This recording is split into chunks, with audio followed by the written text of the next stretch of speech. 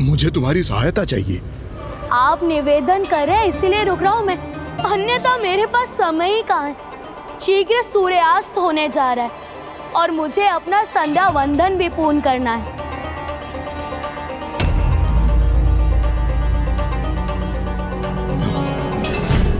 मैं अनुरोध करता हूँ कि आप इन्हें कुछ समय के लिए थाम लीजिए। आपको पूर्ण विश्वास है ना कि इनमें अधिक भार नहीं, मैं संभाल सकूंगा ना? नहीं नहीं, अधिक भार नहीं है इनमें, तुम बिल्कुल निश्चिंत रहो।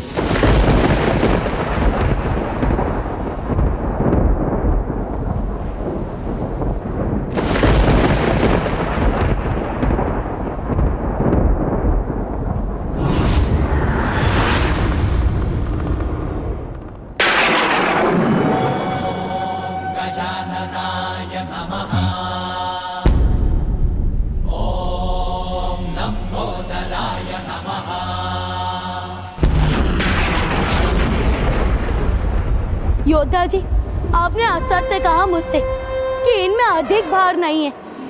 मैं अधिक समय तक इन्हें नहीं संभाल सकूंगा और सूर्यास्त के पूर्व मुझे मेरी शेष 5 मालाओं का जाप भी संपन्न करना है। तभी तो मेरा संध्या वंदन पूर्ण होगा।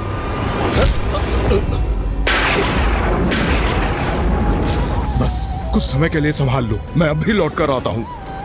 अच्छा इतना तो करो, जब तक तुम्हारे 5 माला का जाप संपन्न होता है तब तक ही संभाल लो। मुझे तो मेरी 1 माला पूर्ण करने में 1 ही घड़ी का समय लगता है। किंतु 5 घड़ी के लिए संभाल लो, मैं तत्काल लौट आऊंगा। सत्य कह रहे ना आप? 5 घड़ी में मेरी 5 मालाओं का जाप संपन्न होने तक आप लौट आएंगे ना? हाँ। यदि आप नहीं आए तो फिर मैं इसे भूमि पर ही स्थित कर दूंगा। उचित है, यदि मैं तब तक नहीं आया तो यहीं कहीं स्थित कर देना। उचित है, तो आप 5 घड़ियों में लौट आइए। हाँ। अन्यथा मैं इन्हें यहीं कहीं स्थित करने पर विवश हो जाऊंगा। ये स्वीकार है ना आपको? हाँ हाँ स्वीकार है, किंतु ऐसा कदापि नहीं होगा। उससे पूर्व भी मैं लौट आऊंगा।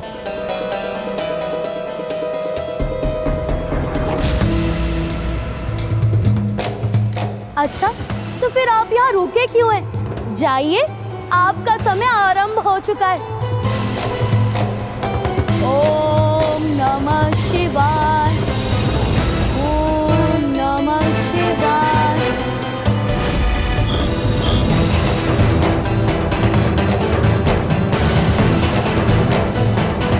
ओम नमः शिवाय, ओम नमः शिवाय, ओम नमः शिवाय। 1 माला पूर्ण हुई, अर्थात प्रथम घड़ी समाप्त हुई। हाँ? ओम नमः शिवाय, ओम नमः शिवाय, ओम नमः शिवाय, ओम।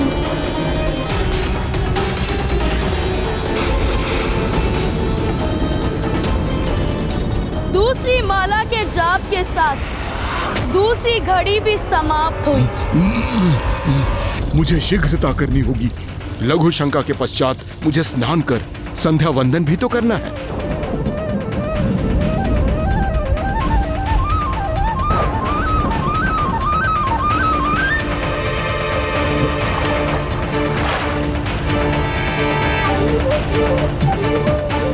अब तीसरी घड़ी भी समाप्त हो गई।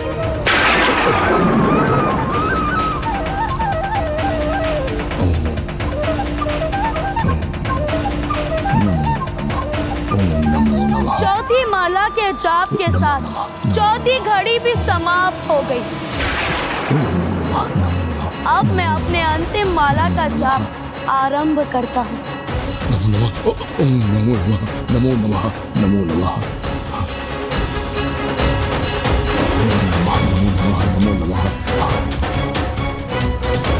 नमो नमः, नमो नमः।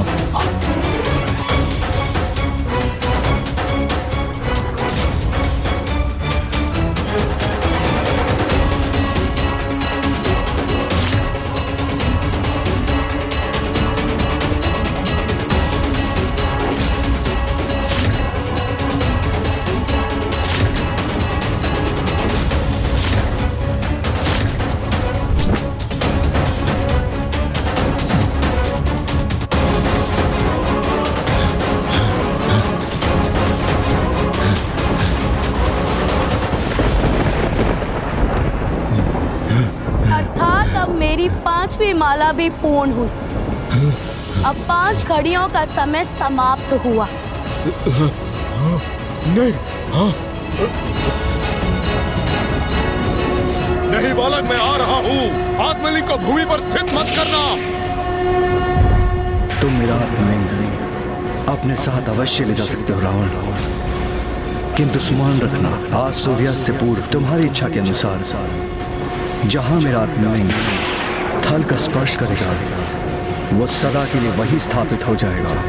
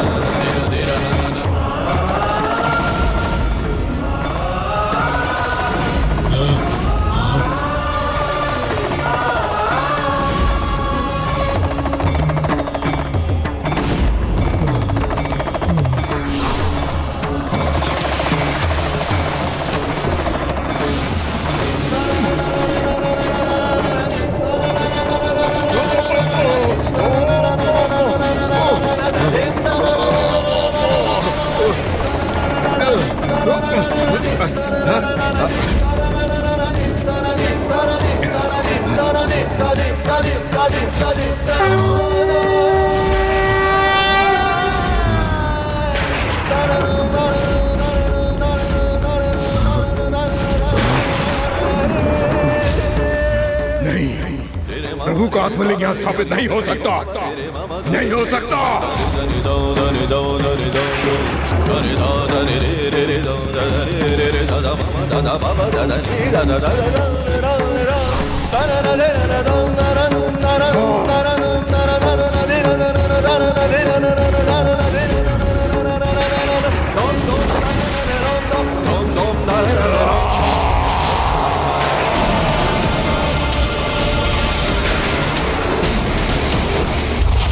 पुत्र, जाओ, जाकर प्रभु महादेव का आत्मलिंग लेकर आओ। इस बार मैं प्रभु महादेव को अपने साथ लेके ही लौटूंगा, अन्यथा आपको कभी अपना मुख नहीं दिखाऊंगा मैं।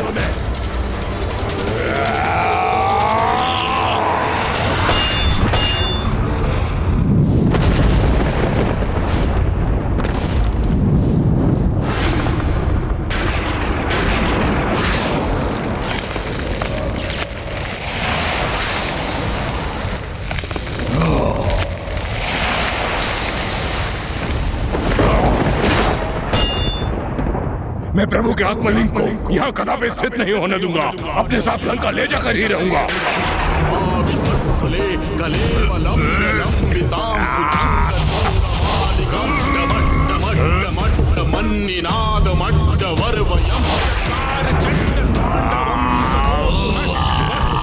आप प्रभु की आत्मलिंग को अपने स्थान से कदापि नहीं हिला सकते हैं लंकेश।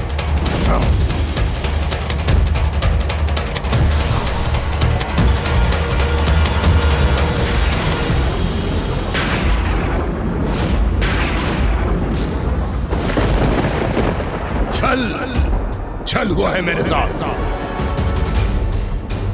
दशानन, जल ग्रहण कीजिए, जल ग्रहण कीजिए, जल ग्रहण कीजिए, आप जल ग्रहण कीजिए, आप जल ग्रहण कीजिए।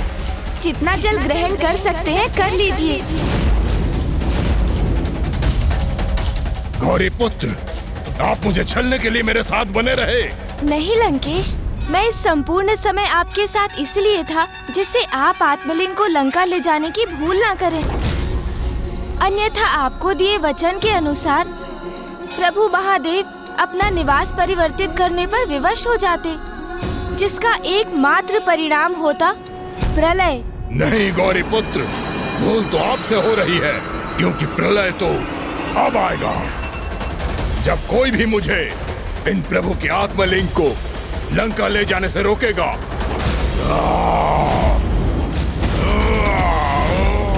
लंकेश, अब अपना ये प्रयास यहीं रोक दीजिए आप, क्योंकि इन्हें यहाँ से विस्थापित का प्रयत्न करना पाप होगा और इतने महाज्ञानी होने के बाद भी ऐसा अनर्थ करने की मूर्खता मत कीजिए आप। आपके लिए मूर्खता होगी गौरी पुत्र, किंतु मेरे लिए ये उद्देश्य है।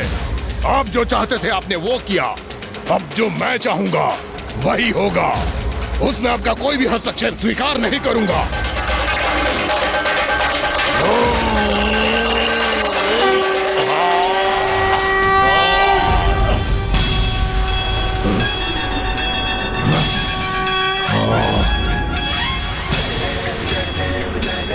मैंने तो आपको पूर्व में ही कहा था कि आप पिताश्री के आत्मलिंग को इस स्थान से कदापि नहीं हिला सकेंगे। अपने इन्हीं हाथों से मैंने कैलाश को उसके स्थान से उठा लिया था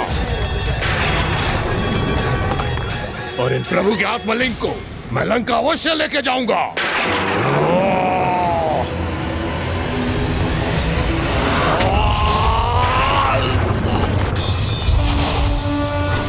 वहीं रुक जाइए लंकेश, क्योंकि जो कुछ भी हुआ प्रभु महादेव की इच्छा से ही हुआ, इसलिए उनकी इच्छा के विरुद्ध जाने का दुस्साहस मत कीजिए आप, अन्यथा जो आप करने जा रहे हैं उसका दुष्परिणाम भुगतना होगा आपको। नहीं, अब कोई नहीं रोक सकता मुझे, ना ही आपका छल तो ना ही आपको भयभीत करने का प्रयास।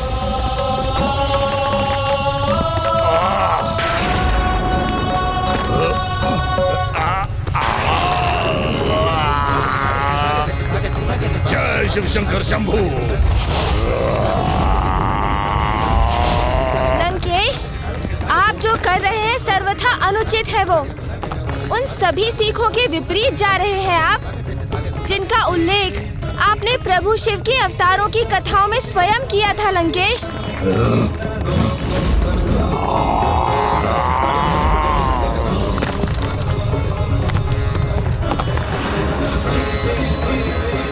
पृथ्वी पर महासंकट छा रहा है। यदि पृथ्वी को विभाजित करने वाली ये दोनों रेखाएं आपस में मिल गई तो पृथ्वी दो भागों में विभाजित हो जाएगी। ऐसा कदापि नहीं होना चाहिए। हमें इसे कैसे भी रोकना होगा।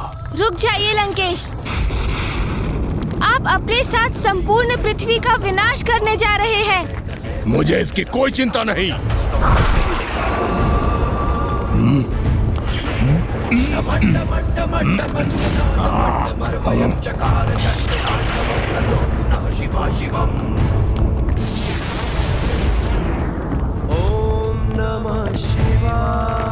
लंकेश ने तो जैसे निश्चय ही कर लिया है कि वो अपनी हट में पृथ्वी का विनाश ही कर देगा। ओम नमः शिवाय, ओम नमः शिवाय। आज तो मैं सफल होकर ही रहूंगा।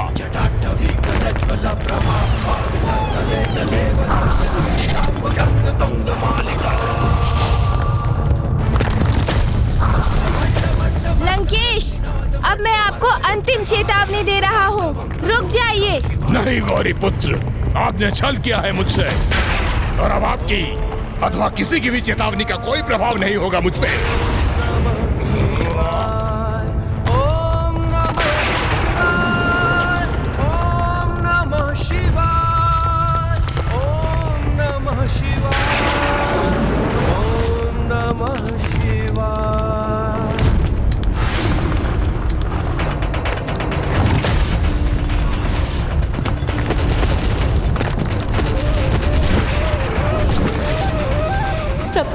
प्रभु, भूदेवी संकट में है।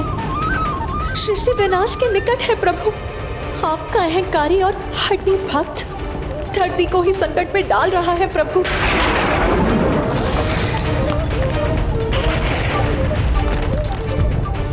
अनेकों चेतावनी दे चुका हूँ मैं आपको दशानन, किंतु अब मैं आपके रुकने की और प्रतीक्षा कदापि नहीं करूँगा। आपको आपकी इस उद्दंडता का उचित दंड दूंगा मैं।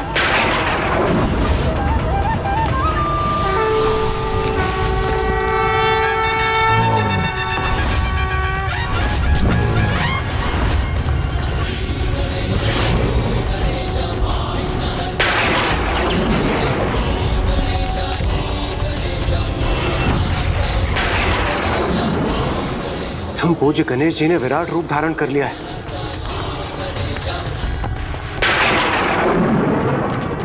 किंतु सृष्टि तो एक अत्यंत ही विकट संकट की ओर बढ़ रही है। लंकेश रावण ने कितनी अनिष्टकारी परिस्थिति उत्पन्न कर दी है और अभी भी वो रोकने के लिए तैयार नहीं है।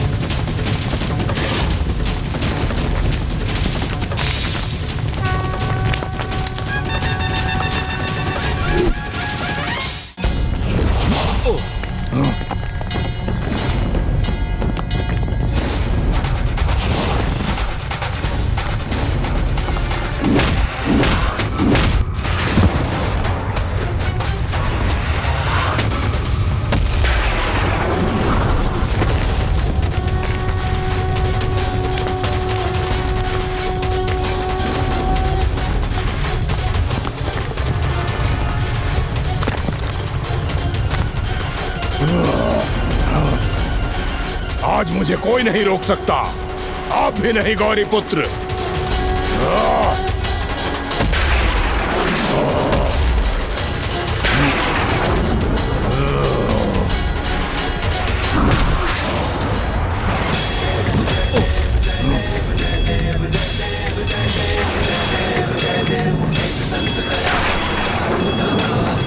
आप मुझे मेरी शक्ति का प्रयोग करने के लिए विवश कर रहे हैं गौरी पुत्र।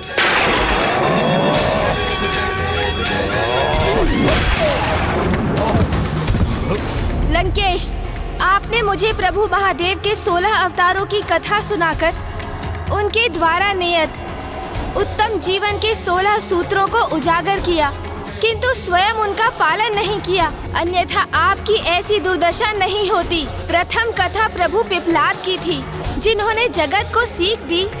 अपनी शक्ति के सदुपयोग के प्रति सभी को सदैव सजग रहना चाहिए, कभी उस शक्ति पर अहंकार नहीं करना चाहिए।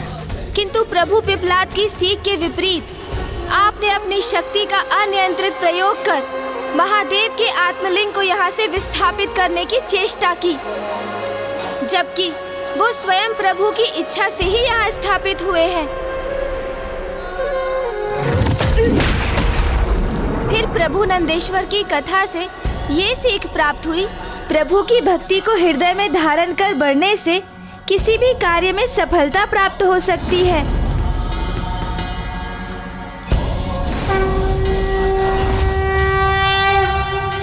प्रभु की इच्छा के विरुद्ध उनके आत्मलिंग को अपने साथ लंका ले जाने के प्रति ही एकाग्रता का प्रदर्शन किया।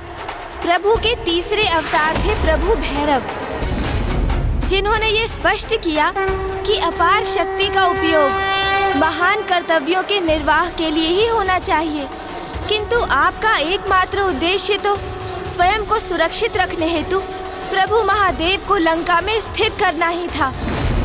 प्रभु के चौथे अवतार प्रभु वीरभद्र के माध्यम से उन्होंने ये स्थापित किया कि जो ज्ञानी और शक्तिशाली होते हैं उन्हें कभी भी निष्क्रिय रहकर अधर्म और अन्याय का मूक समर्थन नहीं करना चाहिए, किंतु आप तो महाज्ञानी और महाबली होते हुए भी स्वयं अधर्म के पथ पर ही अग्रसर रहे।